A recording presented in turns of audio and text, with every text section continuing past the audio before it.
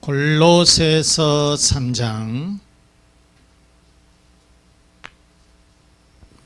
골로새서 3장 15절에서 17절. 그리스도의 평강이 너희 마음을 주장하게 하라. 너희는 평강을 위하여 한 몸으로 부르심을 받았나니 너희는 또한 감사하는 자가 되라. 그리스도의 말씀이 너희 속에 풍성히 거하여 모든 지혜로 피차 가르치며 권면하고 시와 찬송과 신령한 노래를 부르며 감사하는 마음으로 하나님을 찬양하고. 17절. 또 무엇을 하든지 말에나 일에나 다 주 예수의 이름으로 하고 그를 힘입어 하나님 아버지께 감사하라. 아멘. 아멘. 아멘. 제목 한번 보시겠어요? 감사하는 사람이 되라. 시작. 감사하는 사람이 되라. 옆에 분에게 서로 감사합시다. 감사하고 삽시다. 아멘. 맥주감사절은 곡물을 수확해 하신 하나님께 감사드리는 감사절기입니다. 즉 맥주감사절은 보리와 모맥 추수 이후에 거행되는 유대인들의 전통적인 절기인 77절 오순절하고 굉장히 관계가 되는 그런 연관이 되는 날인데, 우리나라에서는 쌀 추수에 맞추어서 지켜지는 이 추수감사절, 그러니까 추수 때에 지켜지는 추수감사절이 있고, 이 보리 수확과 관계되는 이 맥추절, 맥추감사절이 있다.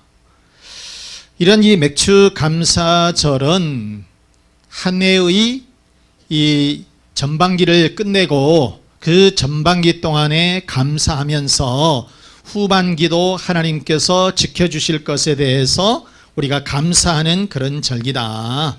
그래서 우리나라에서는 7월 첫 주일을 맥추감사절로 이렇게 지키고 있는 거죠. 자, 우리는 이 감사절에만 그냥 감사하는 것이 아니고 항상 우리가 감사할 수 있어야 된다는 거예요. 항상 우리가 일상생활 속에서 내가 지금 이렇게 살아있음에도 감사하고, 직장을 주신 것도 감사하고, 자녀들이 건강하게 자라게 하심도 감사하고, 내가 건강하게 지금까지 지켜주신 하나님의 은혜를 생각할 때마다 우리가 감사할 일이다, 그런 얘기예요. 자, 그러면 이 맥추 감사절에 우리에게 주시는 말씀은 무엇이냐? 첫째, 감사는 축복의 통로다. 시작. 감사는 축복의 통로다. 아멘. 하나님께서 주시는 이 축복은 감사라고 하는 통로를 통해서 주신다는 거예요. 그러니까 여러분, 하나님께서 주시는 축복이 참 많아요. 하나님은 우리들에게 복을 주시려고 준비를 해 놓으셨다는 거예요. 그런데 우리들이 입만 열면 원망하고 불평하고 그러면은 하나님의 축복이 내게 올 수가 없어. 그래서 우리는 항상 감사하는 마음을 가지고 있을 때에 이 감사라고 하는 통로를 통해서 하나님께서 주시는 축복이 거기에 다 들어가게 된다는 거예요. 우리가 살면서 왜 불평하지 않겠어요? 원망할 일들도 있고 불평할 일들도 있겠지요. 그렇지만은 이제 이런 원망과 불평을 접고 감사하는 마음을 가지고 감사 생활을 하다 보면 하나님께서 그 감사를 통해서 축복을 해 주시더라, 그런 말씀. 자, 우리가 이 마태복음 14장에 보면 오병이어가 나옵니다. 예수님이 이 사역을 하시는데 이 사역을 하시는데 이 사람들이, 따라다니는 사람들이 엄청 많은 거예요. 진짜 너무너무나도 사람들이 많이 몰려다니는 거예요. 자, 그런데 이 구름대같이 사람들이 이렇게 몰려드는데 말씀을 듣기 위해서 따라오는 사람, 또 어떤 사람은 병을 고쳐보기 위해서 예수님께 따라오는 사람, 또는 거기 옆에 환자들이 있어서 같이 질병을 치료하려면 또 보호자가 있어야 될 거 아니에요. 그래서 이렇게 그 보호자들도 따라오고, 구경 오는 사람, 할 것 없이 사람들이 막 그냥 바글바글한 거예요, 이렇게. 그런데 이 베세다 들판에서 예수님이 말씀을 이렇게 전하시는데, 그런데 그때에 남자들만 5,000명이에요. 남자들만. 지금부터 한 2000년 전에는 숫자를 셀 때 남자들만 셌어요. 어른들만. 그러니까 여자들하고 이 아이들까지 하면 10,000명이 훌쩍 넘었겠죠. 이렇게 10,000명도 훨씬 넘었는데 이제 말씀이 계속해서 진행이 되는데 날이 저물어가는 거예요. 그렇게 이렇게 보고 있으니까 이 예수님의 제자들은 답답한 거예요. 왜냐하면 저녁이 되면 뭐를 먹어야 되겠잖아요. 저녁밥을 먹어야 되는데 여기에 10,000명이나 되는 이 사람들을 밥을 어떻게 먹이냐고. 그래서 예수님에게 말을 하는 거예요. 주님, 이제 그만하시고 해산하시죠. 해산하시죠. 이렇게 얘기를 해요. 그러니까 예수님이 하시는 말씀이 그럴 것 없다. 너희들이 해결해라 그러는 거예요. 그러니까 우리는 아무것도 없어요. 우리는 지금 갖고 있는 것은 오병이어 지금 빵 5개하고 물고기 2마리, 이 아이의 도시락 하나 있는 것밖에 없어요.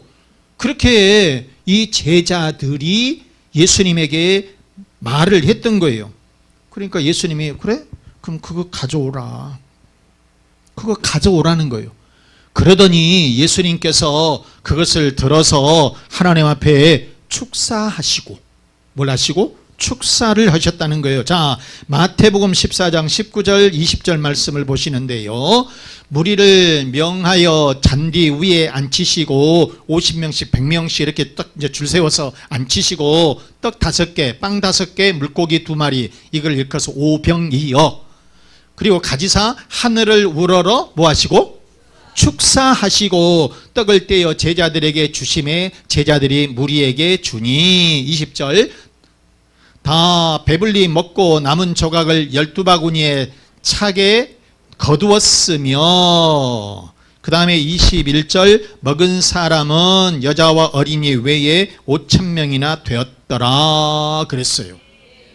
자, 여러분, 우리가 생각하면 참 뭔 그럴 수가 있더냐 하는데, 하나님의 기적의 역사는 여러분, 죽은 사람을 살리는 기적의 역사, 안진병을 일으키는 역사, 소경이 눈이 뜨여지는 역사, 이런 것이니까 오병이어를 가지고 이 남자들 5,000명 먹이는 것은 이건 아무 일도 아니에요, 여러분.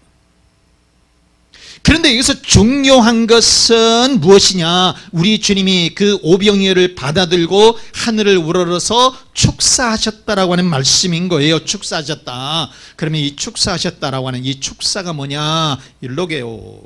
하나님의 은혜를 뭐하다? 찬양하다 그 말이에요. 하나님께 감사하다 그 말이에요.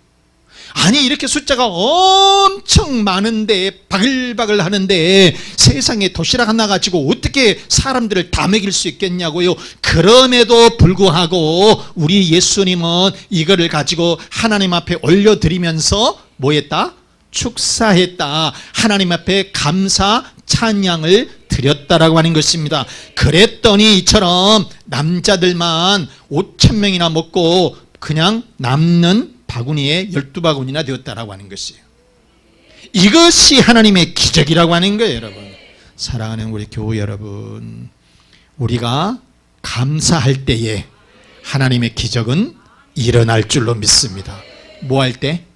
감사할 때에 하나님의 기적이 나의 것이 되더라. 아멘. 그래서 감사는 축복의 무엇이다? 통로다. 시작. 감사는 축복의 통로다. 자, 이렇게 우리가 감사할 때 하나님은 어떤 그런 축복을 주시느냐? 평강의 축복을 주신다. 무슨 축복? 평강의 축복. 15절 말씀 보십니다. 그리스도의 평강이 너희 마음을 주장하게 하라. 너희는 평강을 위하여 한 몸으로 부르심을 받았나니 너희는 또한 감사하는 자가 되라. 아멘. 자, 여러분, 우리가 하나님 앞에 감사하면 마음에 평안이 온다는 거예요. 이렇게 하나님께서 우리에게 평안을 주시더라는 것입니다. 여러분, 아무리 돈을 많이 가지고 있고 진수성찬을 차려놓고 먹는다 할지라도 마음이 불편하면 어때요? 그게 머리알 씹는 거지. 그러잖아요. 그런데 별로 반찬이 없어요. 그런다 할지라도 마음속에 평안이 있으면 그게 진짜 밥이라고 하는 거예요. 맛있게 먹었다라고 하는 거예요. 그게 여러분, 그래서 우리는 감사함으로 살아가면 무엇이든지 마음의 평안을 얻고, 그리고 모든 것이 즐겁고 모든 것이 아름답게 보이더라, 그런 말씀. 그리고 감사하면 기도응답의 축복을 받는다. 두 번째, 기도응답의 축복. 시작. 기도응답의 축복. 빌립보서 4장 6절 7절 말씀 보시면 아무것도 염려하지 말고 다만 모든 일에 기도와 간구로 너희 구할 것을 감사함으로 하나님께 아뢰라. 기도하라, 그 말이에요. 어떻게 기도하라고요? 감사함으로 하나님께 기도하라.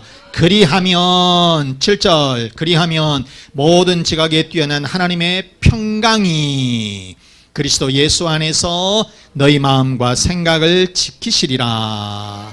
즉, 그러니까 여러분, 우리가 짜증내면서 불평하면서 원망하면서 기도하면 그 기도가 하나님 앞에 상달되는 것이 아니고, 우리는 감사하는 마음을 가지고 기도하면 그 기도를 하나님께서 들어주시더라, 그런 말씀인 거예요.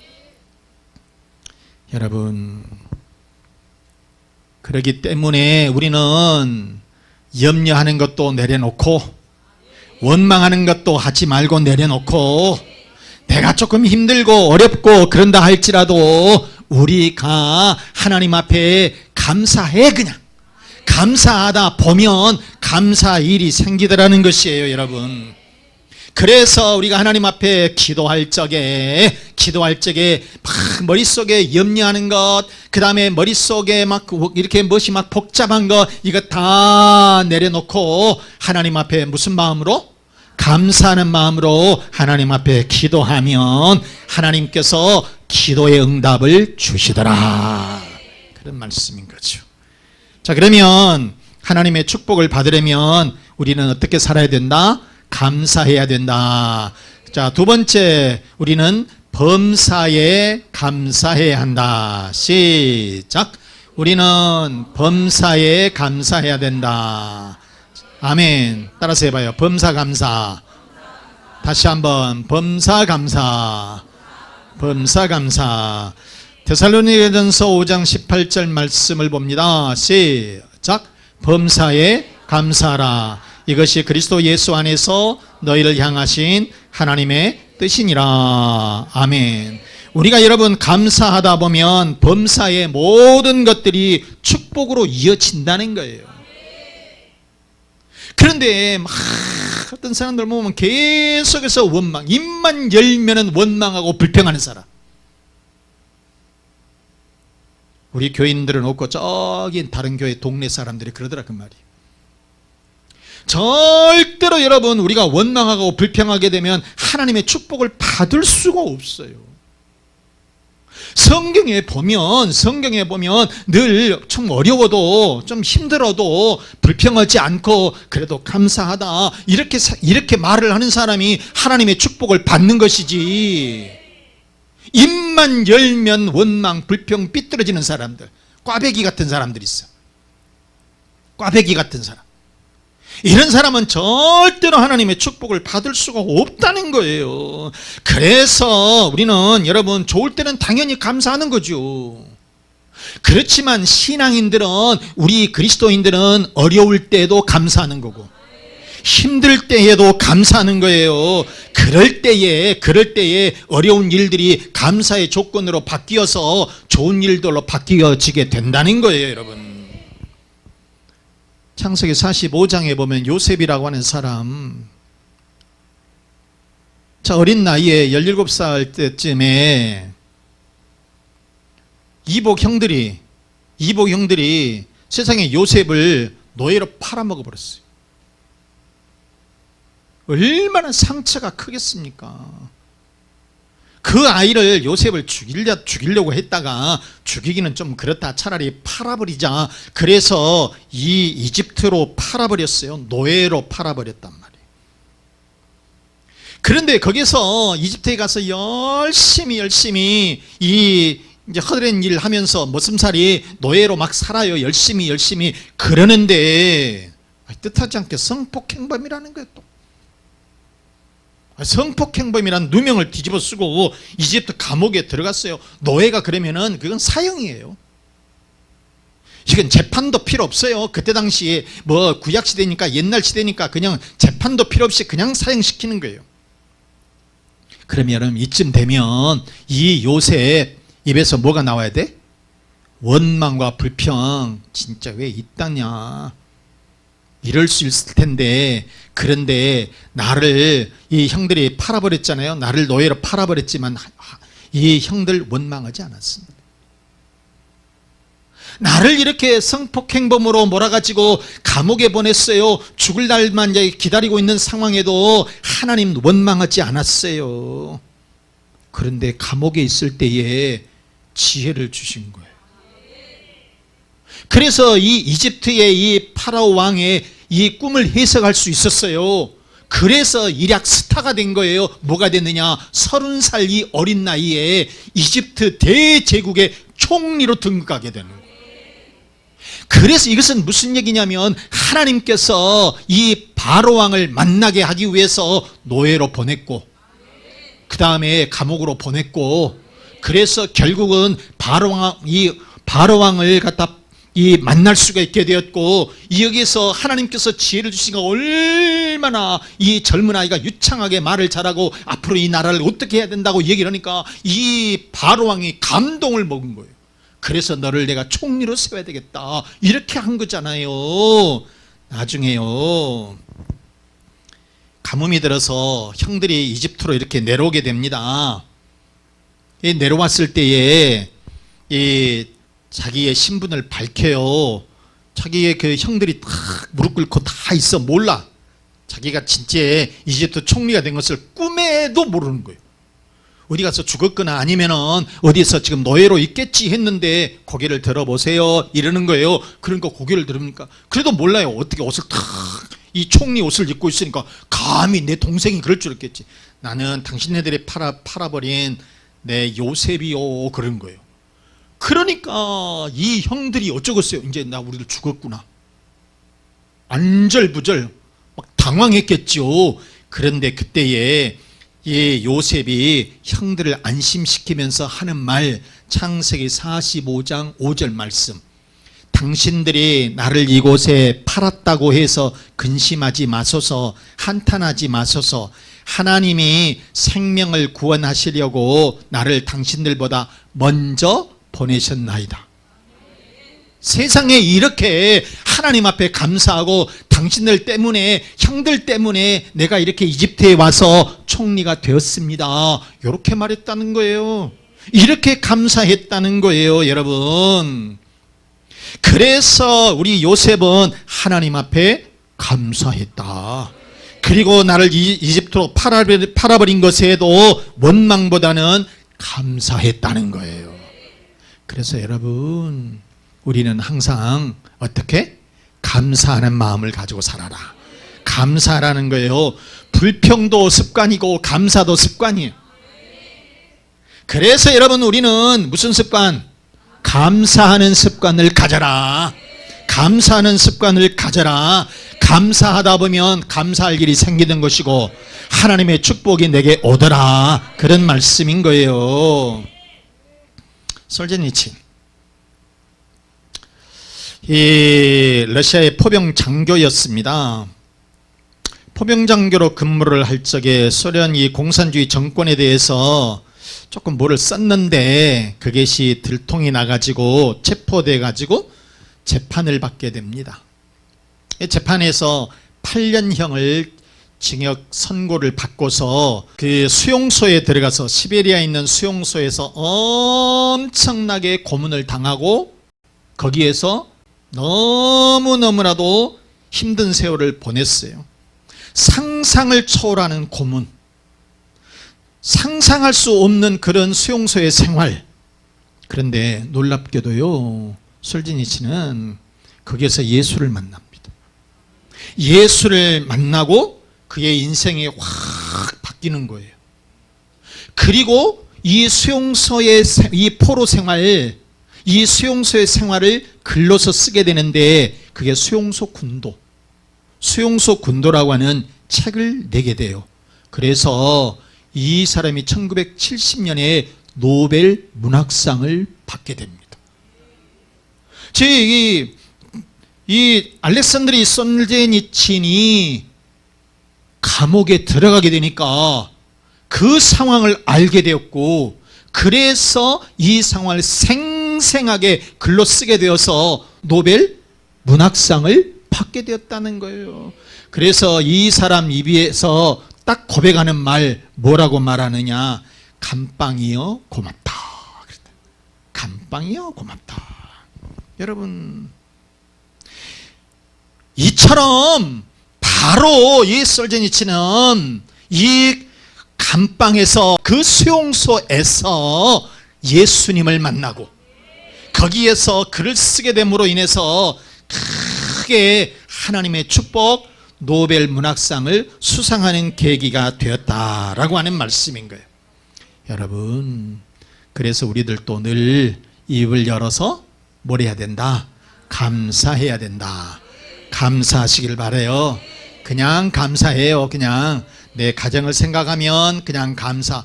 없는 것 생각하면 원망과 불평밖에 없어요. 근데 있는 것에 감사라는 거예요. 지금 가지고 있는 것에 감사라. 자, 감사시키면 우리 따라서 한번 해보겠습니다. 생각이 곧 감사다. 작은 것부터 감사하라. 여러분, 바다라고 하는 것도 물방울 하나에서부터 시작된 거예요. 그렇죠? 세 번째는 자신에게 감사하라. 네 번째는 일상을 감사하라. 내가 여러분 있는 거, 조그만 일 하는 거, 이거 다 하나님 앞에 감사하고 살아라. 다섯 번째는 문제를 감사하라. 왜냐하면 문제를 해결하면 축복이 그 다음에 있어요. 문제는 여러분 축복을 주시려고 하는 것이란 말이에요. 그렇기 때문에 이 문제를 해결하면 반드시 하나님의 축복이 있다. 그러니 감사하라. 그 다음에 여섯 번째는 함께 감사하라. 함께 감사하라. 혼자서만 아니라 가족들이 함께 우리가 감사하다 보면 30배, 60배, 100배의 결실이 더 생긴다는 거예요. 그래서 우리는 나 혼자만 감사하지 말고 이제는 가족과 함께 더불어서 우리 감사하자. 그 다음에 일곱 번째는 그럼에도 불구하고 감사하라. 그럼에도 감사하라. 어려울 때도 어렵다 짜증내지 말고 불평하지 말고 이것도 감사. 우리가 이렇게 어려울 때도 그럼에도 불구하고 감사하라. 여러분, 결과를 보면 어떨 때 안 좋지 않을 수도 있어요. 그러나 문제 앞에서 엎드려서 하나님 앞에 감사하면 어려운 일에서 좋은 일로 바뀌어지기 때문에 그럼에도 감사하라. 여덟 번째는 잠들기 전에 감사하라. 시작. 아홉 번째는 감사의 능력을 믿고 감사하라. 감사라고 하는 것은 메아리 효과가 있어요. 감사하면 감사가 나와. 불평하면 불평이 나오는데, 그런데 내가 감사하다 보면 감사의 축복, 그 다음에 감사를 통해서 하나님의 축복이 있다. 그리고 마지막 열 번째는 모든 것 범사에 감사하라. 시작. 아멘. 사랑하는 여러분, 요셉은 어린 나이에 노예로 팔려갔어도, 그리고 억울하게 감옥에 들어갔어도 하나님을 원망하지 않았어요. 그랬더니 하나님이 이집트의 총리로 세워주신 줄로 믿습니다. 솔제니치는 소련 감옥에서 예수님을 만났고 수용소 군도라고 하는 책을 써서 노벨 문학상을 수상하는 영광을 얻었어요. 그러므로 좋은 일에도 감사하시고 어려운 일에도 감사하시기를 바라요. 반드시 하나님께서는 합력하여서 선을 이루게 하실 줄로 믿습니다. 사랑하는 우리 교우 여러분, 말씀 마칩니다. 맥주감사절을 맞이해서 지금까지 전반기 동안 지켜주신 하나님의 은혜에 우리가 감사하시길 바랍니다. 그리고 앞으로 후반기도 하나님께서 우리들을 지켜주실 것을 감사하시기 바랍니다. 그래서 여러분의 가정마다, 그리고 여러분의 자녀들마다, 직장과 사업장마다 감사하는 사람이 되어서 하나님의 축복에 가득하시길 주 예수 그리스도의 이름으로 축원합니다. 축원합니다. 이 말씀 생각하시면서 감사는 축복의 통로임을 깨닫고 감사하자. 좋을 때도 어려울 때도 범사에 감사하는 신앙을 갖자. 여러분의 가정의 평안을 위해서, 자녀의 앞길을 위해서, 그리고 건강의 복을 위해서, 사업과 직장의 번성을 위해서 우리 다 같이 기도하겠습니다.